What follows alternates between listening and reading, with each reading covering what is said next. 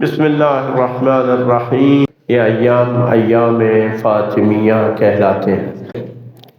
یہ روایت امام جعفر صادق علیہ السلام سے نقل ہوئی ہے، جس میں آپ فرماتے ہیں کہ فاطمہ زہرا سلام اللہ علیہا کے اللہ تعالیٰ کے نزدیک 9 نام ہیں۔ اللہ کے نزدیک بی بی کے 9 نام ہیں۔ ایک فاطمہ، صدیقہ، مبارکہ، طاہرہ، زکیہ، راضیہ، مرضیہ، محدثہ اور زہرا۔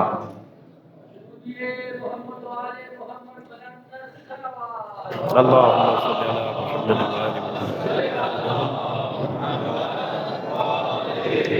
اب ہر ایک نام کی وجہ بیان کی گئی ہے روایات میں۔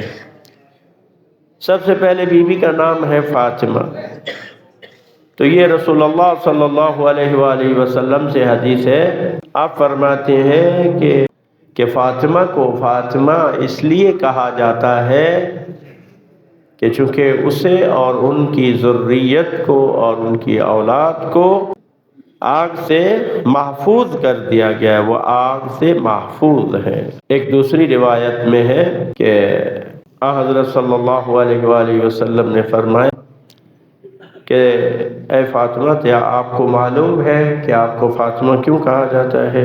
مولا امیر المومنین نے فرمایا لما سمیت یا رسول اللہ۔ مولا علی نے بھی سوال پوچھا تو رسول خدا نے فرمایا لأنہا فتمت ہی وشیعتها من النار۔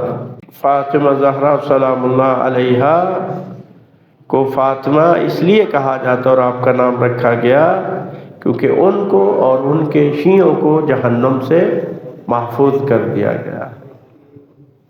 اس فاطمہ نام کے حوالے سے اور بھی روایات ہیں، جن میں ایک روایت یہ ہے کہ فاطمہ کا نام اس لیے فاطمہ رکھا گیا ہے چونکہ تمام مخلوقات، صرف انسانوں کی بات نہیں کی گئی، کہ تمام مخلوقات ان کی معرفت حاصل کرنے سے قاصر ہے، اس لیے ان کا نام فاطمہ رکھا گیا ہے۔ تو اس بی بی کے جو مقامات عالیہ ہے اور جو بلند مراتب ہے وہ بہت زیادہ ہے، اور اس بی بی کو پہچاننے کے لیے صرف ایک روایت، جتنی بھی روایات ہیں ان میں صرف ایک روایت بھی ہمارے لیے ہوتی تو بی بی کی شان و عظمت کو بیان کرنے کے لیے کیا ہے، کافی ہوتی۔ اب یہی جو روایت ہے کہ رسول خدا نے فرمایا اگر علی نہ ہوتے تو فاطمہ کا کوئی کف نہ ہوتا، یعنی کوئی اس کی ہمسری کرنے والا نہ ہوتا۔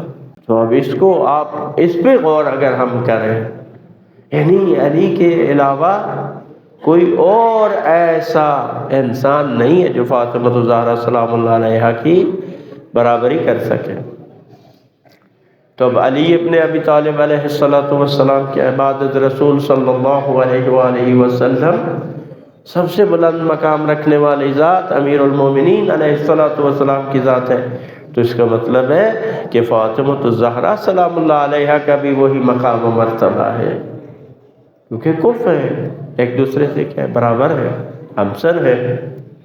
تو اس لحاظ سے بہت بلند مقامات کی حامل ہیں بی بی۔